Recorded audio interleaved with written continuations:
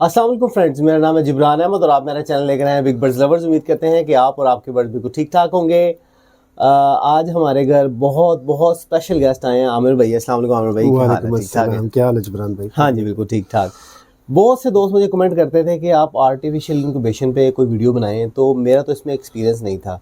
लेकिन मैंने इस वक्त जो गेस्ट अपने घर पे बुलाए हैं, ये माशाल्लाह बहुत बहुत पुराने जो है ना वो फैंसियर भी हैं और आर्टिफिशियल इंक्यूबेशन में पूरी ग्रिप रखते हैं। बहुत से लोग इनको अपना उस्ताद कहते हैं और मैंने भी जो है सोचा कि अब मैं आमिर भाई की शिगिर्दी में आऊँगा आर्टिफिशियल इंक्यूबेशन सीखने के लिए। अच्छा, वक्त के साथ साथ बदलना पड़ता है इंसान को आमिर भाई। बिल्कुल। अब जैसे पहले लोग जो है ख़त लिखा करते थे, फिर फ़ोन आ गए, तो टेक्नोलॉजी के साथ साथ अगर आप नहीं चलेंगे तो बहुत पीछे रह जाएंगे। अब आने वाले वेदर अब ऐसे हो गए हैं कि अभी आपको आर्टिफिशियल इंक्यूबेशन जो है वो सीखनी पड़ेगी। बिल्कुल। बहुत से लोग कहते हैं, लोगों के जहन में ये होता है कि यार आर्टिफिशियल इंक्यूबेशन का मतलब है कि एक मशीन खरीदी, उसमें अंडा रखा और 21 दिन के बाद बच्चा निकल आया।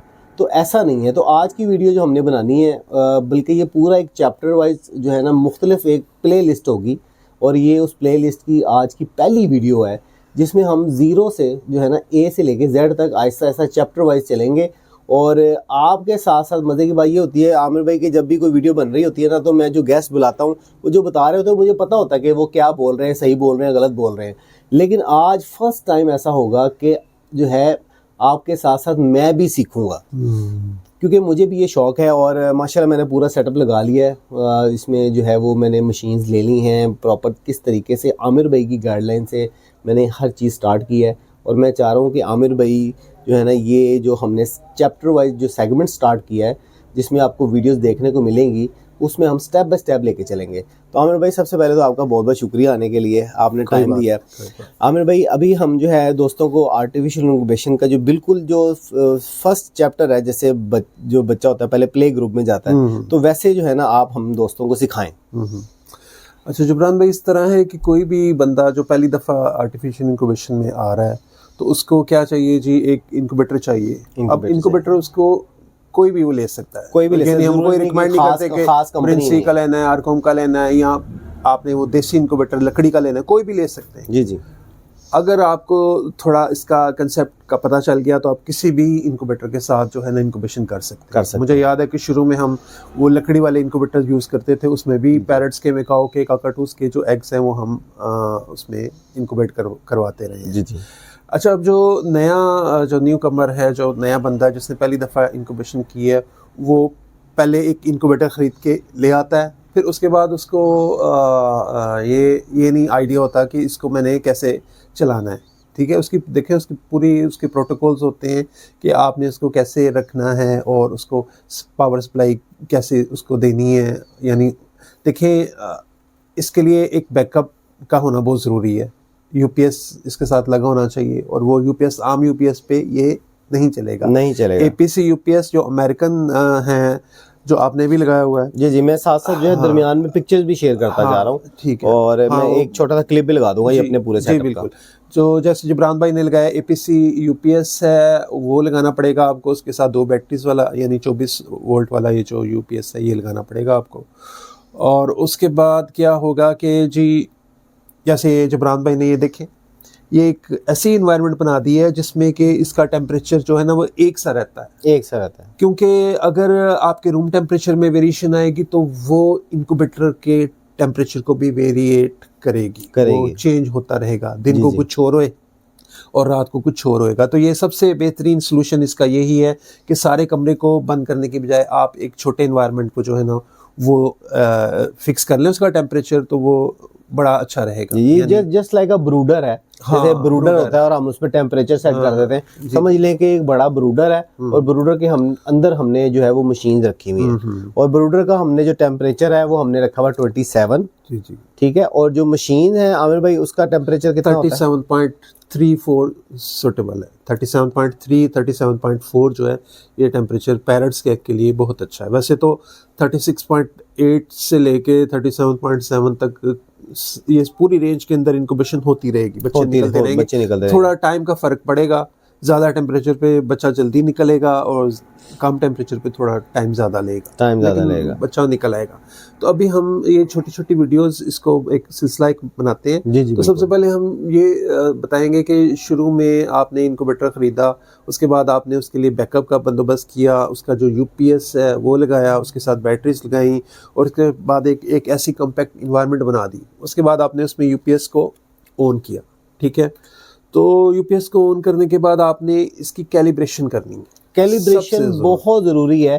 कैलिब्रेशन आसान अल्फाज में अगर हम दोस्तों को बताएं तो जो मशीन का टेम्परेचर शो हो रहा था बेसिकली वो होता नहीं है।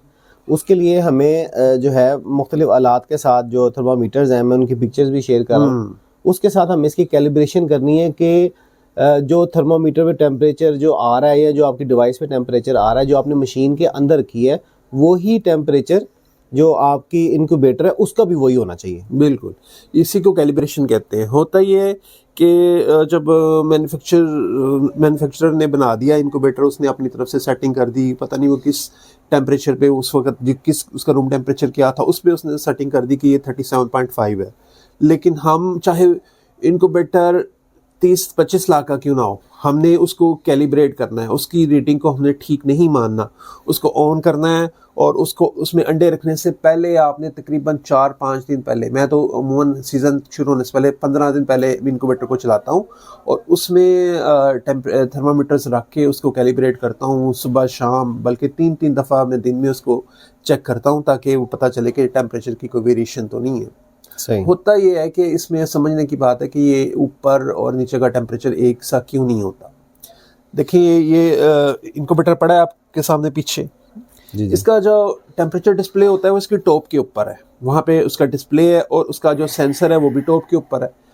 अब होता ही क्या है कि उसने सेंसर ऊपर है तो उसने वहाँ पे जब हीट पूरी हो गई तो उसने हीटर को बंद कर देना। हीटर को बंद कर देना। उसको इससे गर्ज नहीं है कि वो उसकी ट्रे के ऊपर क्या टेम्परेचर है, उसका ऊपर पूरा हो गया ख़त्म। तो हमने ट्रे के पास थर्मामीटर रखना है और कोशिश करनी है कि उसको ट्रे से तकरीबन 1 इंच ऊंचा हैंग करें, 1 इंच ऊंचा रखें उसको थर्मामीटर को।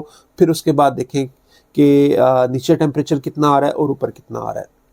फ़र्ज़ किया कि ऊपर आ रहा है 37.5 और नीचे हमने चेक किया तो आ रहा है 37.1 आ रहा है, तो 0.4 का फ़र्क है। 0.4 का फ़र्क है। अच्छा, इसमें एक तो जो नया बंदा है जिसको नहीं पता कि इसको कैलिब्रेट कैसे करना है उसकी फंक्शंस के साथ, यानी उसकी प्रोग्रामिंग में जाके, तो वो ये कर सकता है कि वो 0.4 डिग्री कम है तो 37.5 को वो 37.9 कर देगा। जो वो 0.4 डिग्री ज़्यादा करेगा तो ऑटोमेटिकली वो 37.5 हो जाएगा, ठीक है।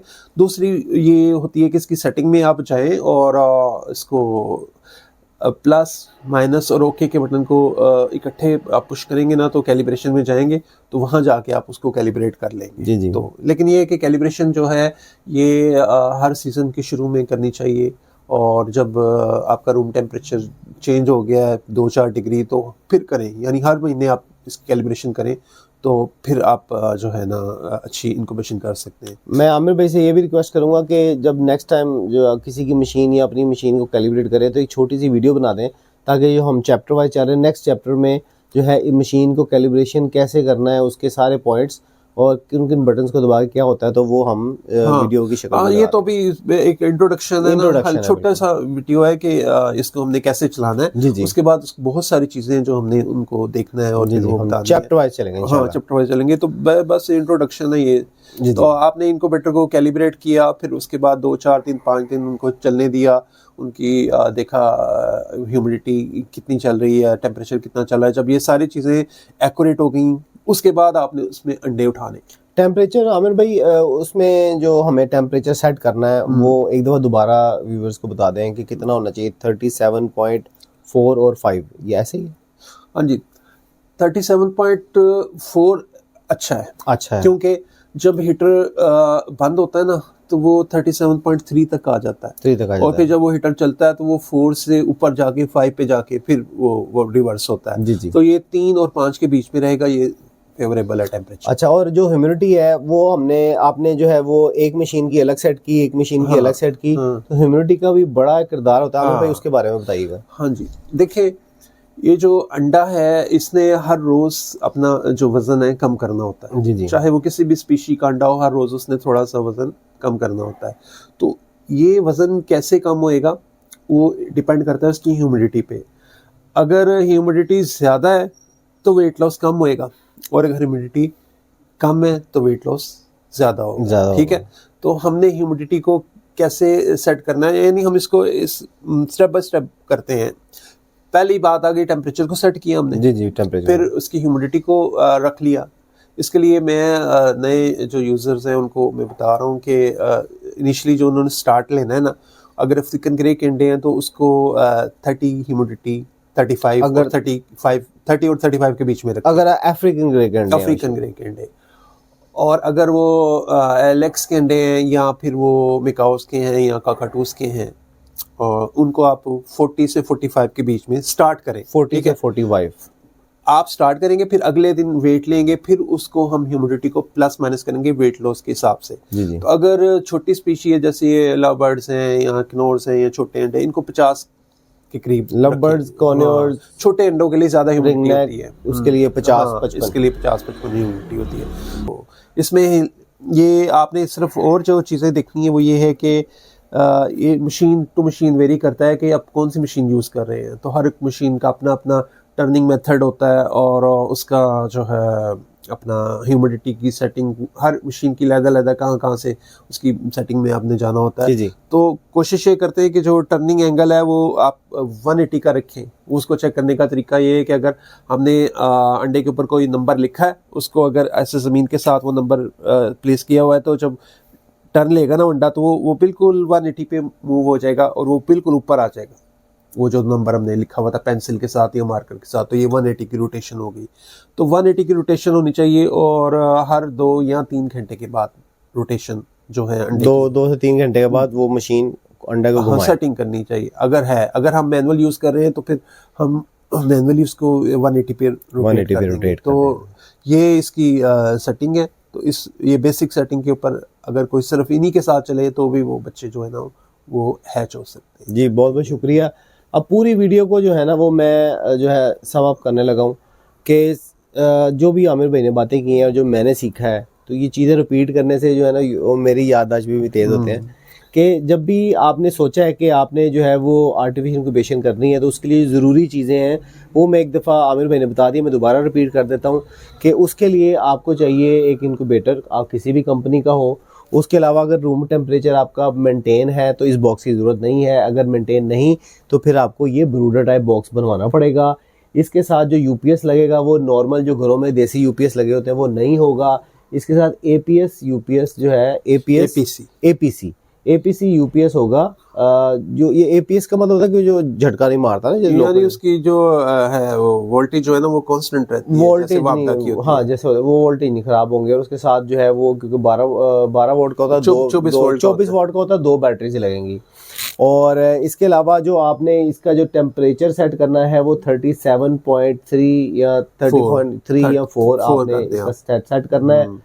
जो इसका ह्यूमिडिटी है वो अगर ग्रे के अंडे रख रहे हैं तो 30 से 35, अगर एलेक्स और मकाओ या उसके रख रहे हैं तो 40 से 45, और अगर आप स्मॉल बर्ड्स के रख रहे हैं, लव बर्ड्स के, कॉर्नियर्स के, रिंगनेक के, तो फिर 50 से 55 आपको इसकी ह्यूमिडिटी रखनी है। ये जो हमने सबसे लास्ट पॉइंट डिस्कस किया है कि जो इसका टर्निंग जो हमने सेट करना है, मिसाल के तौर पर ये अंडा है और इसके ऊपर हमने एक नंबर डाल दिया 5 नंबर। तो जब जो जिस अंडा, हर अंडे का साइज़ अलग होता है तो उसका टर्निंग पॉइंट भी अलग होगा। तो आपने इसका टर्निंग पॉइंट ऐसे सेट करना है कि जो भी अंडा आपने रखा हो जब वो टर्न करे तो वो ऐसे बिल्कुल जो नंबर लिखा था वो नीचे आ जाए। ठीक है, पहले नीचे रखे तो ऊपर आ जाए, नीचे रखे तो ऊपर आ जाए, बिल्कुल इस एंगल पे है। जैसे अफ्रीकन ग्रे के लिए 180 डिग्री का आपने मशीन में सेट करना, तो वो ऐसे टर्न करेगा और मशीन जो है वो हर 2 घंटे के बाद अंडे को टर्न करे। तो ये एक छोटी सी बेसिक वीडियो थी सीखने के लिए। सुनने में मुश्किल लगता है लेकिन आहिस्ता आहिस्ता आप सीखेंगे तो आपको बहुत मज़ा आएगा। तो कॉन्सेप्ट यही क्लियर करना था कि इतना आसान नहीं है कि आपने मशीन रखी, अंडा रखा और बच्चा बाहर, ऐसा नहीं है। इस चीज़ को सीखना पड़ेगा और ये आने वाले वक्त की ज़रूरत है। हाँ, बस यही बात बताना चाह रहे थे कि अक्सर लोग ये समझते हैं कि इनक्यूबेटर में अंडा रख दिया तो बस काम ख़त्म। ऐसा नहीं है, हमें बहुत इन्वॉल्व होना पड़ता है इसमें। हमारी स्किल है, कि हम इसको कैसे मैनेज करते हैं। खाली अंडा इनक्यूबेटर में रखने से वो जो है बच्चा नहीं निकलेगा, उसके ऊपर पूरा सुबह शाम उसकी इंस्पेक्शन करनी पड़ती है, सुबह शाम उसको देखना पड़ता है। और चाहे वो इनक्यूबेटर अंडों को टर्निंग कर रहा है उसका मैन अपना ऑटोमेटिकली, आपको फिर भी सुबह और शाम जब अंडे चेक करें आप उनको टर्न करें 180 पे, 180 पे खुद से टर्न खुद भी टर्न करें और देखें और नजर रखें उसके ऊपर कि कोई ऐसी कोई एबनॉर्मल एक्टिविटी तो नहीं हो रही इनको। साथ साथ कैंडलिंग भी करनी है, अच्छी सी टॉर्च लेके उसके साथ कैंडलिंग करनी है। और सुबह शाम अंडों को देखना है, खुदा न खास्ता अगर कोई अंडा खराब हो गया उस अंडे को फौरन इसको लैदा करना है, वरना दूसरे अंडे जो है ना उसकी वजह से खराब हो सकते हैं। तो ये चूँकि हम रैंडमली बनाई है, अभी को प्लान तो नहीं था हमारे वीडियो बनाने का, तो फिर हम इंशाल्लाह ना एक पूरे इसको सीक्वेंस के साथ ना छोटी छोटी वीडियोस बनाएंगे ताकि जो साथी हैं वो अच्छे तरीके से आर्टिफिशियल इंक्यूबेशन में आ जाएं, क्योंकि ये बहुत ज़रूरी है। जो बंदा आर्टिफिशियल इंक्यूबेशन नहीं कर रहा तो इसका मतलब है कि वो 50% आउटपुट है, आउटपुट पीछे जा रहा है, मतलब तो वक्त के साथ नहीं चलेंगे तो पीछे ही रह जाएंगे आप। और उसके अलावा जिब्रान भाई ये भी फायदा होता है कि नंबर ऑफ क्लचेस बढ़ जाते हैं, नंबर ऑफ प्रोडक्शन बढ़ जाती है, तो इसका बहुत फायदा है। हर एक बंदे को ये स्किल आनी चाहिए, जो भी हॉबीइस्ट है, जो भी चाहे कोई भी बर्ड रखे हुए उसने, उसको ये स्किल आनी चाहिए। इसके बगैर जो है वो आप सरवाइव नहीं कर सकते, आप उसकी आउटपुट जो है वो नहीं मिल सकती। आमिर भाई बहुत बहुत शुक्रिया आपका टाइम देने के लिए। देखने वालों के लिए बहुत बोरिंग वीडियो हो सकती है, लेकिन सीखने वालों के लिए बहुत कुछ है। और आने वाली जो हमारी वीडियो जो चैप्टर वाइज चलेंगे उसमें आपको और भी बहुत कुछ सीखने को मिलेगा। तो बहुत बहुत शुक्रिया आपका भी वीडियो देखने के लिए। मिलते हैं किसी नेक्स्ट वीडियो में नए टॉपिक के साथ। अल्लाह हाफिज़।